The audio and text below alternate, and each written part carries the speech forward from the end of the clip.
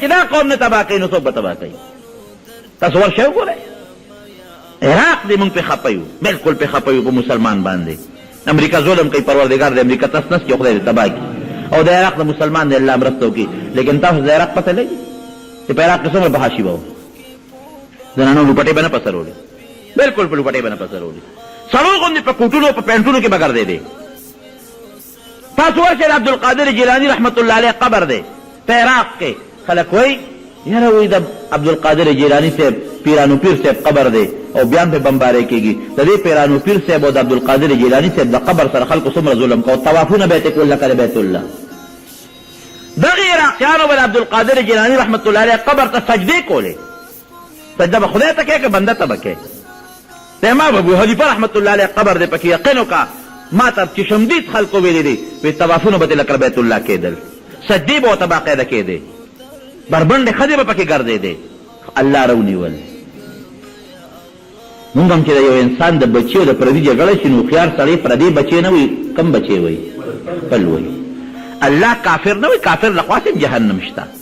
د هغه د قبر عذاب شته، د هغه د زنکدن شته، د هغه د حشر شته، د هغه جهنم. هغه بدبخته و چې سترګې پټې شوې بیړی یې غرقه ده، تباه دی. مسلمان له خو جنت دی، دلته وله زور ورکړي ټکی یې پرېږدي نه. او وګوره اوس د خپل ملک پاکستان ته دې مو ګوره کوم حالت روان دی، بربنډتوب روان دی. ټي ویګانو ته دې وګوره، دغه کیبل نیټورک دی که څه شی دی هغې ته دې وګوره، فحاشۍ ته وګوره. الله دې رحم وکړي. بس دا دعا کوئ چې خدای پاک موږ د فحاشۍ او بدعملۍ نه وساتي. قسم دی الله به د سره ګورې په هره موقع ګزاره وکړي او کوي به د سره، خو فحاشۍ بېغیرتوب د الله نه دی خوښ. کله چې مسلمان بېغیرته شو بیا وایي بېغیرتوب یې نه دی.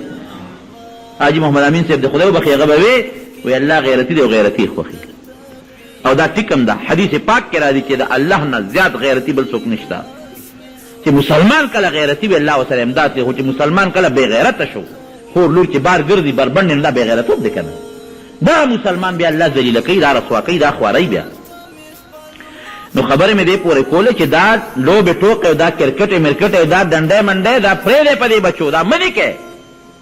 دا بادیوي مادیوي او دا قصې پسې چې دا ماشومان ټول ورځ منډې تړلې وایي، دی باندې دا خپل بچي او دا خپلې قصې پسې بندې کړې، دا خپل بچي راولئ جومات ته، د خدای قرآن پې زده کړې، مونځ ته او دروې ته چې مانځله چې ځان سره په خپله جومات ته بوځه، دا بچي ځان سره بلد که جومات ته. د دې علتو غلطو نه دا خپل ماشومان بچي واړوې. نو خبره مې دې پورې کوله چې د نبي کریم صلی الله علیه وسلم څه مې ویره مې شوه حاجي او نو هغه ډوډۍ کې الله تعالی برکت پیدا کو. هغه سبب مې دې پورې خبره کوله چې هغه خپل اسباب استعمال کړل، اسباب استعمال کو د الله نه بیا دعا وغواړه. دا مې دې پورې وی چې بعضې زمونږ د سکول لا واړه سوال به کوي د الله نه چې ما په امتحان کې پاس کې او کامیاب یې ټولو به بادي وخېږي. نه ته لږ غوندې کور کښېنه، را بچې دې کښېنوه چې لږ خپل هغه مطالعه وکړي، خپل کتاب وګوري، خپل سټډي وکړي، نو بیا د الله نه سوال وکړه، نو رب العالمین به دې سوال او دعا قبوله کړي. نو اسباب به ګورې رونو خامخا استعمالوئ. حضرت مقداد رضی الله عنه فرمایي وی نبی علیہ السلام زه مقرر کړم د صدقې چې کوم څاروي و نو وی ما ته وی چې دا څاروي ماسخوتن لشه او چې کوم دا مسکینان فقیران دي په دویم پیس کا او چې لږ غوندې پاتې شي نو ماله مږده. وی ما به هر ماښام ګډې چیلې ولشلې چې کوم به مسکینان فقیرانو په هغې به مې وسکلې او بیا به مې لږ غوندې د دواړو جهانو مبارک سردار ته پرېښودل، نو چې نبي علیه السلام ماسخوتن لمونځ به وکړ هغه نپی به مې وله ورکړ. یو ځل وی نبي علیه السلام ډېر زیات تاخیر وکړ، ناوخته شو. وی ما دا ګمان وکړ چې چا به ډوډۍ له دعوت له به وتلي، وی هغه لږ پی پاتې و هغه مې وسکل. وی څادر مې راخ قسم لاستم خو بیا چې مې سوچ راغی چې یاره بنده دا دې څه وکړل. هسې نه چې نبي علیه السلام چې ته جومات کې ناوخته کړي، ډوډۍ نه خوړلې او راشي نو دا پی خو مه وسکل، دا به څه کېږي؟ او څاروي مې ټول لشلي دي، پکې څاڅکې پی هم نشته. وی خوب نه راته، وی چې نه راته دغه دی چې د دروازې کړپ مې واورېده.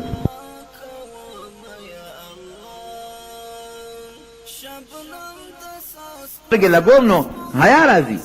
و یو کټوی نه یې سر اوچت که پکې څه نو، بلې کټوی له ورغې د هغې نه یې سر اوچت که پکې څه نو، ټولې کټوی یې وکتې خو پی خو ما څکلي. وی الله ته قبلې ته یې مخ کړه، وی چې یا الله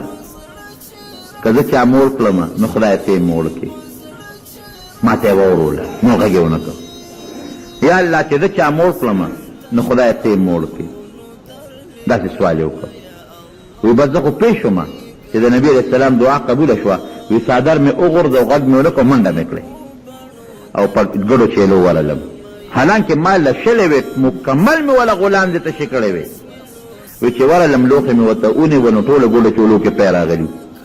واپس هغه مې ولشلې نبی علیه السلام ته مې راوړه کې مې ښوده چې د الله رسوله تاسو ناوخته کړم زما دا خیال و چې ګنې تاسو بل ځای ډوډۍ خوړلې پی ماس کړي دا یې دله مې ګډه چیلی واپس ولوستل نو ګوره نبی علیه السلام که داسې الله ته سوال کړی وي چې الله دا کټوۍ خو تشه ده خو چې سر تې اوچت کړم چې ډکه پرته وي نو الله به ول دا دعا قبوله کړې وه که نه خو نه خپل اسباب الله که چا موړ کړم یعنې که چې څوک لاړل او ګډه چیلی ولشله نو تا هغه موړ کې هغه د هغه دعا نه معلومه کړه چې د نبي علیه السلام دعا قبوله ده نو ورغې هغه ګډی هغه خپل اسباب استعمال کړل هغه تیله هغه غلام دی له زور ورکړ نو الله پکې پیدا کړل د دعا رونو یوه طریقه دا ده ګورې خپل اسباب به استعمالوي زما دوا نه قبلېږي څه به قبوله شي ته خپل اسباب استعمال کا د اسبابو نه پسم ګوره چې سړی ناجوړه شي علاج به کوي دا سبب شو دم درود به کوي دا سبب شو خیرات به کوي 3 کاره به کوي چې بنده ناجوړه شي څو کاره به کوي 3 یو به علاج کوي که ډاکټري یې کافي نه علاج سنت نبی علیه السلام په خپله کړی دویم به صدقه ورکوي ګورئ صدقه ترد البلا مصیبت ختموي او دریم دم درود نبی علیه السلام په خپله په خپلو نوسو دمونه چولی دي دا 3 کاره به کوي دا ستا اسباب شو لیکن بعضې وخت به دم هم استعمال کوي خیرات به مو کوي دارو ډاکټر به هم استعمال کوي بیماري به درو جوړه هم نه شي داسې ده که نه ده نو ته د خپل اسباب استعمال کا او بیا الله ته کښېنه سوال مو که چې یا الله زما دا بیمار جوړ کړي زما خو دغه وس و چې د خپل سبب مې استعمال کا د دې سبب د استعمالولو نه پس پروردګاره جوړول د دې سبب کار نه دی د ډاکټر کار نه دی د دم کار نه دی د خیرات کار نه دی جوړول پروردګاره ستا کار دی نو خپل اسباب استعمال کا د هغې نه پس د پروردګار نه دعا وغواړه الله به دعا قبلوي د دعا دپاره یو شرط خو دا چې سبب به استعمالوي ښه دویم شرط ورسره بعضې خلک وایي یاره ده ما دا خوله د دوا نه ده د دوا قابله نه ده هر قسمه خلک نه خاص ته په دې خوله د الله نوم خوالې ذکر خو پکې لا اله الا الله د پیغمبر علیه السلام درود شریف خو پې اللهم صلی او دعا پې نه کوې دا قمقل انساني شیطان ورته په دا زړه کې ناست یې غوله دیکې ورکوي زما خوله قابله نه ده خوله د الله د نوم د اخیستو قابله ده د رسول الله مبارک د نوم د اخیستو قابله ده او د دعا قابله نه ده دا به قطعا نه وی چې خوله مې د دعا قابله ده د مسلمان خوله د دعا قابله ده مسلمان وی دی ته چې د الله نه به دعا کوي سوال به ته کوي بیا چې دعا د الله نه کوې نو د زړه نه به کوې ګورې داسې به هم نه کوې لکه زمونږ د پښتنو دواګانې چې سلام وګرځو او لاس پورته کړو د الله نه دعا کوو خدای شته که چا ته هم پته چې څه مې ووایي بس یو پټۍ هم جوړه کړې ده یو دوړه هم یاده کړې ده الله ما وبخې مور پلان مې وبخې پلان کې وبخې پلان کې وبخې پلان کې وبخې پلان کې وبخې لکې د نور څه وي او په خوله دې بل څه دي دا دعا نه قبلېږي ان الله لا يقبل عن قلب الله غافل نبی علیه السلام فرمایي چې کوم زړه کې دوا نی پرته زړه غافله دی د دغې زړه دعا رب العالمین نو قبلوي نه بلکې یو بل حدیث پاک کې راځي چې دا دعا ځي اسمان ته الله ته خېږي نو چې الله ته ورسېږي او زړه غافل او زړه کې دوا نه وه نو الله فرشتو ته وي په دې مخې ورته واپس ورغورځوي چې زما دعا قبوله نه شوه مونځ کوم دوا مې نه قبلېږي نو ته دوا د زړه نه وکړه چې پروردګار قبلوي که نه قبلوي ته وجاړه لږ الله ته د زړه نه د حضور نه دعا وکړه الله ته دعا به دې قبلېږي او که نه به دې غافلی بیا دعا نه قبلېږي ښه ناروا دعا به هم نه کوې غلط سوال به نه کوې ناجایز او ناروا بعضې خلک ناروا او ناجایز دعاګانې کوي نه چې ناروا او ناجایز دعا دې وکړه نو په هغې الله خفه کېږي ګورې خوشحالېږي پرې نه د نه قبلېدو په ځای دله ګورې د هغې الله د قبلېدو په ځای دله الله هغه سزا در کوي د ګناه او د ناروا سوال به نه کوې هسې نه چې د شپې دې پردي کنډر ته نیت کړي راشي 2 رکعته نفل وکړي چې خدایه ورلم پرې خو چې ډکو منګولو سره واپس راشم دا قصه به نه کوي یا نور ناروا د هلکان اکثر د ناروا سوالونه کوي دا به بلکل نه کوي هغه سوال به کوي چې د شریعت مطابق جایز وي حضرت موسی علیه السلام ته یو امتي راغی ورته کېناسته یاره وي ما یو دعا زړه د الله نه غواړه چې راله قبوله کړي. نو موسی علیه السلام به الله سره داسې مناجات پټ راز و نیاز کوو. څه دعا؟ وی دا دعا راله د الله نه وغواړه چې زما متعلق سبا بل ورځ څه کېږي چې ما په الله مخکې خبره وي. د هغه مطلب دا و چې زه یو تجارت کوم نو چې ما ته پته چې په دې کې مې ګټه ده نو علم به، او که راته پته چې تاوان مې دی نو نه بالم. موسی علیه السلام الله ته وایي، الله پاک وایي چې دا دعا دې کې خیر نشته و، دا دې نه ووایه. سړي ته وایي چې الله په دې دعا خفه کېږي دې کې خیر نشته. سړي ته خو ظاهر کې دا دی چې پکې خیر خو ماته شته. وایي نه بس ماله به دا دعا د الله نه غواړې. اوس ګوره مونږ ته به یو شی خیر ښکاري هغه به شر وي. اسان تحبوا شیئا وهو شر لکم. تا ته به یو شی شر ښکاري، اسان تکرهوا شیئا وهو خیر لکم. تاله به الله هغه خیر وي. په خیر او په شر خو زه نه پوهېږم، الله پې پوهېږي. ده ته خو ظاهر کې دا دعا خیر ښکارېده چې زما متعلق کوم شي د ګټې بس هغه به غواړم او چې د تاوان یې نه به غواړم. ولې ما ته به پته مخکې نه لګي. موسی علیه السلام الله ته سوال وکړي پروردګار بس قبول کول. الله وی ښه ډېره ښه چې څو ورځې تېرې شوې سړي ته خو یې زیری ورکړو زه ستا متعلق چې څه رستو کېږي 2-4 میاشت پس اب ته به پې مخکې خبرېږي. بل ورته پته ولګېدله چې زما یو اس دی وغه مري. دعا خو قبوله وه. بویه ته هغه اس میلې ته منډی ته وخرڅې راغی ډېر زیات خوشحاله و. حضرت موسی علیه السلام ته کېناست وی صاحب تا خو چې په دې دوا کې خیر نشته، ما ته پکې څونه خیر ورسېده. که دا دوا مې نه وه قبوله نو اس به مې مړ و، زه به ترې نوم خبر بلا تاوان به مې شوی و. دوا مې قبوله شوه، پته راته ولګېده چې اس دې مري، زر مې خرڅ کړه، پیسې مې جال صاحب نغدې کړې. موسی علیه السلام هم حیران شو چې څو ورځې تېرې شوې بیا ورته پته ولګېده چې زما یو غلام دی، یو مرئي دی، هغه مري. نو زه یې هغه مرئي یم بوته میلې ته خرڅې کړ. راغې پیسې یې نغدې کړي دي، لاس کې یې نیولې دي موسی علیه السلام ته. وګوره که نه پکې خیر و که شر. که دا دعا نه وه قبوله پرون به مې مرئي مړو، اس مړو، نن به مې مرئي مړو. دا دې پته راته ولګېده نو پرون مې اس خرڅ کړه، پیسې مې نغدې شوې، نن مې مرئي خرڅ کړه، پیسې مې نغدې شوې. اوس چې امري نو مري دی.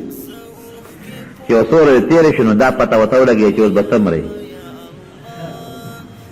مرګ دې په سر پروت دی. نو دا شکر دی چې خدای پاک زمونږ نه ګورې دا مرګ پټ ساتلی دی. یعنې قسم دی که چاته پته لګېده چې کال پس به مرمه، کټ کې به پروت یم او خوله به مې واده شي او ستا به مې وخېږي او زنقدن به راځي چې به کال مخکې ډوډۍ نه خوړه، لویه غم راځي به وه، بل کار به چا نه کو. یو به یو کله څخه تا کله نیټه راځه هفته پس، اوهو بل به بل کله ته به کله خپې ګرېته کې زما 2 میاشتې دي، بل به بل ته ستا ورک آډر کله کټ شوی دی، زما 1.5 میاشت پاتې ده. ووایه که نه چا به پټې کرلی، چا به دکانداري کړې وه، سوال نه پیدا کېږي. دا خو شکر دی چې مرګ دنه پټ دی. که اوس ګنټه پس مریم درته پته نه لګي او که میاشت پس مریم درته پته نه لګي. یعنې چې دا پته وي رزق به دی نو په یو بل به ګرځېدو، ته به کله مرې، به کله مرې. ورې که ځان له قبر وکنو، ځان له دغه وکنو، له حد مونځ او دس هم در نه پاتې و. دا چې کوم ورشه وګوره چې چاته داسې بیماري وي غریب خپېړه شي، پته ورته ولګېده اشنا ته چې زه به مرم. راغی موسی علیه السلام ته حضرت موسی ما ته خو دا پته ولګېده چې بله ورځ د چهارشنبې په ورځ زه مرم. الله خدای ته سوال کوي بس خله چې مرې که نه زه څوک یم. وی نه که نه الله ته سوال وکړه چې زما نیټه رسته کړي. موسی علیه السلام رب العالمین ته رجوع کړه. زما هغه امتي خو الله په لوی غم کې پروت دی، ورته دا پته لګېدلی چې بله ورځ مري. الله رحم پې وکوی نه ما ورته نه ولي چې په دې سوال کې خیر نشته. وی مونږ چې د انسان ده داسې یو غلطي کړې وه چې هغه تکلیف د ده په دې سر را روانو. یو انسان یو غلطه وکړي نو هغه غم هغه مرګ مونږ د ده په سر یو تکلیف ورچو، نو بیا پې زمونږ رحم راشي چې راشه دا تکلیف په دې سر وله نه ورچو. چرګ به وله مړ کړو، اس به وله مړ کړو، غوی به وله مړ کړو، ګډ به وله مړ کړو، لږ به یو دل دا مړه ډېره ده. د ده په سر تکلیف را روانو، چې په سر یې تکلیف را روانو نو مونږ هغه تکلیف دې ته بچ کړ. حالانکه پکار دا و چې دیم وجلې وي، رحم هم پرې راغی دیم ته بچ کړ. هغه تکلیف د ده مونږ په اس ورغورځو چې د اس به وله مړ کړو، لږ به ودرېږي نو دا مړه ډېره ده. نو ده خو اس خرڅ که هغه تکلیف یې ونه لیده، نو بیا هغه تکلیف په دې سر د پاسه راغی. بیا پې د مونږ رحم راغی چې زه یاره دا تکلیف په ده نه راولو، دا مرئي به وله مړ کړو چې لږ یې ودردو مال به یې تاوان شي، دا وله ډېره ده. ناغه مرئی خرڅ کو ناغه تکلیف د په سر د پاسه نه اوس استا نه غوا میخه شته نه مرئی شته دغه یو سړی پاتې دی ورته وایي چې لحد کې خپې دننه کوه به بل به خامخا به مرئ ګوره ناجیه سوال یې کړی که دغه سوال یې نه وي قبول دا پته ورته نه وي لګېدلی چې اس مې مړي نو اس به یې مړ و د غم نه خو به دې خلاص وکړ ناجیز او ناروا سوال به نه کوي ښه د سوال دپاره بعضې وخت کې دی چې بعضې زمانه کې الله سوال قبلوي او د بعضې انسان هم ګوره الله سوال قبلوي بعضې زمانه کې قبلېږي دا یاد کې لکه د جمعې په وخت کې نبی علیه السلام فرمایي د جمعې په دې ورځ کې یو خاص وخت دی چې هغه وخت کې د انسان دعا خامخا قبلېږي دا نبی علیه السلام فرمایي هغه خاص وخت کم دی هغه الله پټ ساتلی دی خو زموږ علما لیکي د احادیثو په رڼا کې څوک وایي هغه د دې مانځه دا ټیم دی چې دا کله امام دی خطبې ته ودرېږي تر د مانځه د فارغ کېدو وخت کې دې وخت کې چې الله د خطبې نه پس خو په ژبه به خبرې نه کوي مړه کې الله نه څوک سوال وغواړي نو پروردګار یې قبلوي او بعض علما وایي نه د مازدیګر د مانځه نه پس تر ماښامه پورې ټیم کې الله دا سوال قبلوي د لیلة القدر په شپه الله دعا قبلوي هم یو خاص وخت دی د شپې په آخر وخت کې هره شپه چې اخري ټیم شي الله د انسان دعا قبلوي د رب العالمین اواز کوي څوک بخنه غوښتونکي شته چې زه وبخم څوک سوال غوښتونکي شته چې زه سوال قبول کړم څوک حاجتمن شته چې حاجت وله پوره کړم د پېشمني دا وخت د سبا د خطو نه مخکې دغه ټیم الله دعا قبلوي ښه دویم د بانګ نه پس الله دعا قبلوي چې څوک بانګ وکړي بلکې یو حدیث کې راځي الدعاء لا يرد بین الاذان والاقامه د اذان او د اقامت په منځ کې دا د قبلېدو د سوال ټیم دی دې وخت کې الله دعا قبلې نه رد کېږي ښه چې باران کله شروع شي دا لومبی باران دې وخت کې الله دعا قبلوي ښه مسافر چې په سفر ځي د سفر په حالت کې الله دعا قبلوي ښه چې کوم انسان باندې ظلم وشي مظلوم د هغه دعا الله قبلوي مجاهد چې کله جهاد په میدان کې ولاړ وي د هغه دعا الله قبلوي د نیک سړي الله دعا قبلوي د نیک د پلار دعا الله د بچو دپاره قبلوي مور ته ووایي چې دعا درته وکړي د پلار او د مور دعا د بچو دپاره الله قبلوي ګورې نیک انسان ته ووایه چې ما ته دعا غواړه بعض انسان څوک ورته وایي ما د خدای نه دعا غواړه وایي ځان قابل که که نه په خپله غواړه که نه دا هم د ګناه خبره ده نبی کریم صلی الله علیه وسلم حضرت عمر فاروق رضی الله عنه مکې مکرمې ته ځه عمر فاروق نو نبی علیہ السلام د لاس ونیو ورسره د مدینې منورې نه بار ووت نو پیغمبر علیہ السلام مبارک حضرت عمر ته فرمایي اخینا لا تنسانا فی دعائک رور کېږ ولې مونږ په خپله دعا کې ير نه کړي نبی علیہ السلام حضرت عمر ته وایي مونږ په دعا کې ير نه کړي حالانکه پیغمبر علیہ السلام مستجاب الدعوات او په خپله دعا قبلېده نو دې نه علما دا معلوموي که یو ډېر نیک سړی د ځان نه کم ته وایي چې ما له دعا وغواړه نو دا هم جایز دی بل د بیت الله خوا کې دعا قبلېږي د حجي دعا قبلېږي د عمرې والا دعا قبلېږي صفا و مروه کې دعا قبلېږي جومات کې دعا قبلېږي جومات د دعا د قبلېدو ځای دی دا د دعا ځای نه دي او بیا چې دعا کې د دعا طریقه دا ده چې عبادت لاول د الله هر وخت دعا کوه بې عبادت هم خو ښه صورت یې دا دی چې د الله ذوالجلال په حضور کې 2 رکعته د توبې لمونځ وکړه قبلې ته مخ کړه لاسونه پورته کړه الله ته په داسې طریقه لاسونه پورته کړه چې ستا دا ګوتې دې تندي ته مخامخ راشي او دا تلی دا ورغې وي ستا د دې مخ دې ننګو ته مخامخ راشي او دا لې چې دې زړه ته مخامخ راشي او ښه د اول د الله حمد به وایي حمد د الله صفت الحمد لله رب العالمین دا هم ډېره او بیا په نبی علیہ السلام درود شریف ووایه او بیا د زړه نه الله ته دعا وغواړه او په آخر کې بیا په پیغمبر علیہ السلام درود ووایه نو الله به دا دعا قبوله کړي ته به وایې یاره دا ټولې قصې مې کړي دي او بیا مې دعا نه قبلېږي نو لږ ورسره ارام هم پرېږده ښه د حرام خور سړي دعا هم ګورې الله نه قبلوي حرام مال مه خوره او بیا به هم ته وایې چې بیا مې هم نه قبلېږي نو ما درته وختي وي چې موږ په خپل خیر او په شر نه پوهېږو د دعا د قبلېدو مختلفې طریقې دي کله چې ته څه وغواړې نو الله به دله همغه درکړي او کله به الله دله درکړي خو څه موده پس زر به پکې ستا فایده نی څه موده پس به یې دله درکړي کله به پکې ستا خیر نی خیر بلکل به دې پکې خیر نی نو الله بدل هغه ته خو نه پوهېږي نو ابدل الله نه قبلي د هغې په ځای بدل الله بل بهتر شی درکړي کله به په الله تا باندې یو مصیبت راځي ته به ښه شی غواړې الله و یره دا شی دله فایدهمند نه دی دا مصیبت نقصاني دی د هغه په دعا به دله هغه شی در نه کړي د هغې په ځای به دله رب العالمین هغه مصیبت ختم کړي او کله به یې دله په دنیا کې اړو قبوله نه کړي آخرت له به یې دله وساتي ځکه حدیث پاک کې راځي نبي علیه السلام فرمایي د قیامت پر ورځ بعضې بندګان به الله به ډېرې زیاتې خوشحالۍ ورکړي دی به پروردګاره ما خو دونه نیکي نه وکړې لکه څونه چې تا ما لار څه راکړل الله به ورته وفرمایي وایي دا ستا هغه دعاګانې وي چې دنیا کې مې دله نه وې قبولې کړې آخرت کې مې دله ساتلې وي دی به وایي الله چې دنیا کې مې یو دعا هم نه وه قبوله نو ښه به وه اوس به مې ټوله آخرت کې قبولې وي نو دا به نه وی چې سوال مه کوه نه قبلیږي نه قبلیږي خو د هغې مختلفې طریقې دي یو ځای کې چې د ډېر پخوا ما تقریر کوو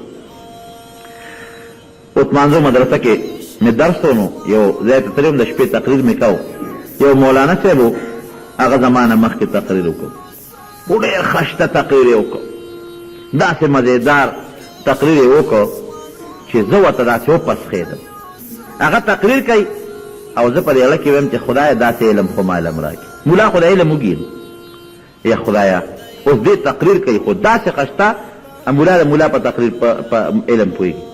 ما وی الله داسې علم خو ماله راکړي یا الله دا زه اوس د خدای نه سوال کوم هغه لګیا یې تقریر کوي چې تقریر نه کله اوزګار شو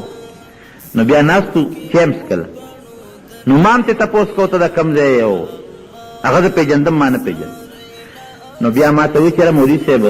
زما زړه کېږي زه درځم او تا سره عثمانزو مدرسه کې یو دوه درې کتابه وایم نو ما ترې تپوس وکړم ولې تا علم نه دی کړی نه وایي ما خو څه علم پوټې هم نه دی زده کړی هسې یو کال مې مدرسه کې تېر کړی دی نو علم مې نه دی کړی هلکه دا تا چې دا دومره ښه تقریر وکړ وایي دا صاحب د دې اردو دا کتابونه ګورم نو هغه خبرې کولې چې هېڅکله ما وی خدای هغه سوال مې قبول مه کړې چې دا مخکې مې کړی چې مې مخکې کوم سوال وکړ چې خدای ګورې قبول یې راله اوس نه کې اوس سړی په خیر او په شر نه پوهېږي که هغه غریب ته د هغه څو تقریره یاد کړي او ته یاد زمونږ هم څه علم نشته طالبان یو خو خبره مې دې پورې کوده چې بعضې وخت کې انسان په خپل خیر او په خپل شر ګورې نه پوهېږي ته به د خدای نه یو سوال کوې چې دې کې زما خیر دی هغې کې به خیر نه اب دل الله په بل طریقه قبول کی دا غي په ځای بدل بل خیر درکې د ګنا نه بری په وساتي د مصیبت نه بری په وساتي اخرت کې به دل قبول کی دا رب العالمین نه دعا خامخا غواړي الله په دعا خوشاليږي لاس ورته پورته کې او جاړه الله ته سوال وکي او جاړه وتا یقینا زمونږ د خیر او د شر مالک څوک دی الله دی زمونږ د عزت او د ذلت مالک څوک دی الله دی زمونږ د بیماری او د صحت مالک څوک دی الله دی زمونږ د مال او د دولت مالک څوک دی الله دی هر خیر چې غواړو الله نه بغواړو هر شر نه چې پناه غواړو د الله په ذات باندې بغواړو هیڅوک شر ان یمسسک الله بضر فلا کاشف له الا هو الله چې څه مصیبت د الله نه غواړي بغیر د مصیبت دفع کول بغیر د رب د ذات نه بل څوک ته نه ګوري مصیبت نشي دفع کولی وان یردک بخیر فلا راد لفضله الله نه کله خیر غواړي او الله خیر درکوي هېڅوک د هغې لار کې رکاوټ نشي جوړېدلی تا له هر یو تکلیف لرکوونکی الله هر خیر درکوونکی الله د هر مصیبت نه خلاصوونکی الله هر وخت محتاج تا الله ته بې د الله نه زما ستا یو کار نه پوره کېږي نو ولې موږ دې خپل الله ته ونه جاړو دغه الله ته جړا پکار ده مخکې حمد بیا درود شریف بیا دعا او په آخر کې بیا درود شریف تو که چې الله زموږ د ټولو دعاګانې قبول کړي رب العالمین د مصایبو تکلیفونو د ذلتونو د آفتونو نه په امن کې وساتي یا الله چې څومره مریضان دي ته ورله شفا ورکړي الله زموږ هغه دعاګانې چې زموږ پکې د دواړو جهانو خیر وي پروردګار هغه دعاګانې راله قبول کړي خدای هغه شرونه او فسادونه چې زموږ دپاره مقدر دي په تقدیر کې خدای د هغه شرونو او فسادونو نه په امن کې وساتي یا الله د کوم مسلمانانو منځ کې چې روانې دي هغه له فروغ بدل کړي الله زمونږه اسپتالونو کورونو کې چې څومره مریضان دي ته ورله شفا ورکړي خدای زمونږ د زړونو حسدونه بغضونه لرې کړي الله د مسلمانانو اتفاق نصیب کړي الله امریکایان او برطانیې والا او یهودیان خدای ته ورته اول هدایت نصیب کړي هدایت په قسمت کې نه په خپل قهر تباه او برباد کړي څومره مسلمانان دي الله اتفاق او اتحاد نصیب کړي څوک مردگان محمد عمر کاکا وفات شو هغه ته هم دعا وکړي چې الله مغفرت نصیب کړي او ما واورېدل علي رضا کاکا مړ شو او هغې ته هم دعا وکړي د خو ته نه خبر رب العالمین مغفرت نصیب کړي نور څومره مردگان وفات دي الله دې ټول وبخي او الله دې مونږ ته د اسلام د حیا زندګي نصیب کړي اخر وخت دې الله په خپله دا کلمې نصیب کړي چې لا اله الا الله